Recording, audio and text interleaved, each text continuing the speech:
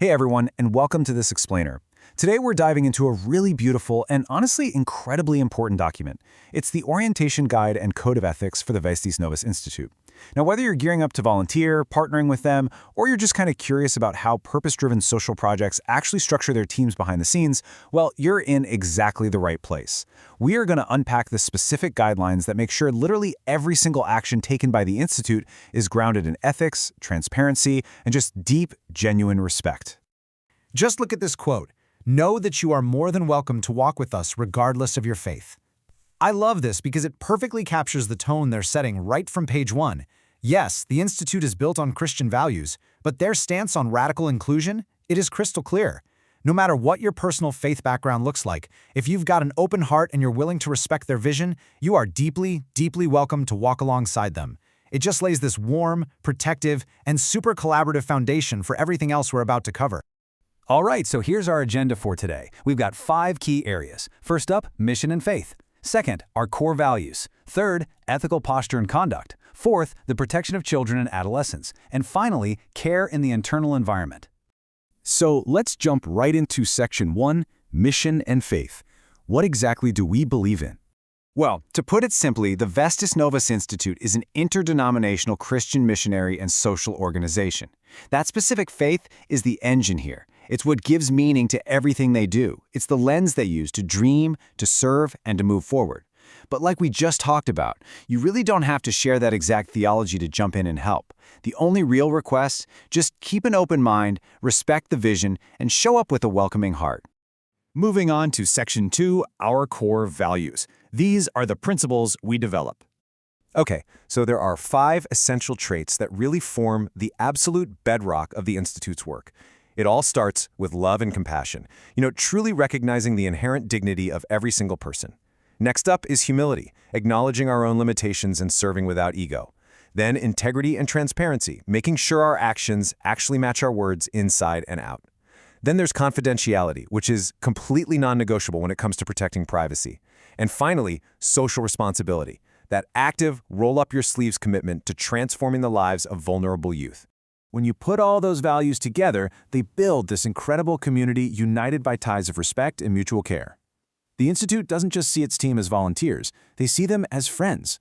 And by cultivating that kind of tight-knit culture internally, they actually build up the collective strength they need to effectively spread love, light, and hope outward to the communities they're serving. All right, section 3, ethical posture and conduct. Let's look at posture and rules.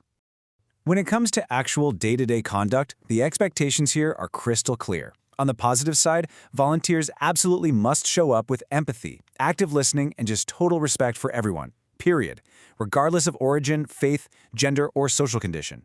But on the flip side, the prohibited actions are incredibly strict. We're talking absolutely no discrimination, no asking for personal favors, and zero tolerance, literally none, for corruption or fraud. The focus always has to remain on the collective good. Now, part of that ethical posture is zeal and confidentiality. Protecting personal data isn't just a polite suggestion here. It is a top priority backed by strict legal compliance with the LGPD, which, if you don't know, is the Brazilian data protection law. Sensitive details about the beneficiaries' life stories have to be treated with absolute secrecy and empathy. It's all about preserving their dignity. And that confidentiality extends right into the digital world too. The social media rules are super straightforward. It is strictly prohibited to share sensitive information, and you absolutely cannot post photos or videos of the beneficiaries without express authorization from the board.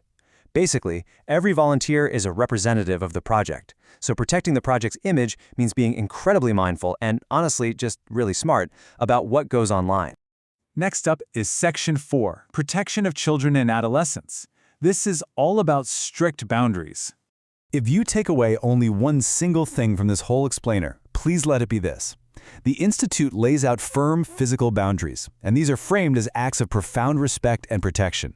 For instance, men are instructed not to have children sit on their laps. This is to protect both the child and the volunteer. Also, volunteers must never, ever accompany a child or teen to the bathroom. If a kid needs help, you direct them to a legal guardian or the shelter staff. And if things get intense, like a physical conflict or an emotional crisis, volunteers do not intervene. Instead, you immediately call a trained staff member. No exceptions. And notice this too. The policy asks volunteers to avoid walking alone with a single child. Instead, you should always walk and interact collectively in groups. Why? Well, because exclusive one-on-one bonds can actually generate an unhealthy attachment, which ultimately leads to a lot of frustration for children living in shelters.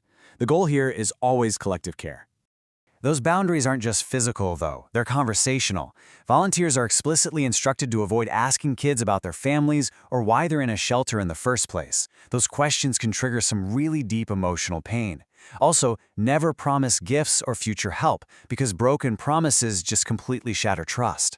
And absolutely do not discuss adoption. That is a highly sensitive topic, reserved strictly for qualified professionals. Your job is to just focus on bringing joy and hope right there in the present moment. Tying right back to privacy, the rule inside the shelters is absolute. It is strictly forbidden for volunteers to take any photos or videos of the children and teenagers.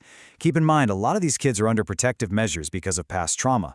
So, the Institute just asks you to put your phone away, be fully present with the kids, and leave any official photography to the authorized communications team. All right, our final area, Section 5, Care in the Internal Environment, Keeping the Mission Alive. The Institute promotes this really beautiful, simple concept: less debate, more love. They totally get that theological, political, and social debates can spread like wildfire and cause a ton of division. So they just ask volunteers to leave those debates at the door. The goal here isn't to win an argument, right? It's to cultivate this environment of peace, harmony, and welcome. It's about focusing all our shared energy on serving together. And honestly, even the dress code reflects that mindset of humble service. The guidelines suggest simple, comfortable clothing that actually lets you play and interact freely with the kids. They do ask volunteers to avoid transparent clothing out of respect for the environment. Oh, and they make a point to note that a good pair of sneakers is always a fantastic choice for the kind of active work you'll be doing. Seriously, wear the sneakers. Your feet will definitely thank you later. Of course, to maintain all of these high ethical standards, there has to be accountability. So the Institute provides a secure, completely anonymous whistleblower channel. If anyone witnesses conduct that doesn't align with these values or something that poses a risk to anyone's safety, they are highly encouraged to report it. You can do so safely, knowing it's going to be handled seriously and with zero retaliation. Which brings us to our final thought for today. You know, this code of ethics, it isn't just a list of rules you have to memorize. It's really an invitation to a much higher standard of care.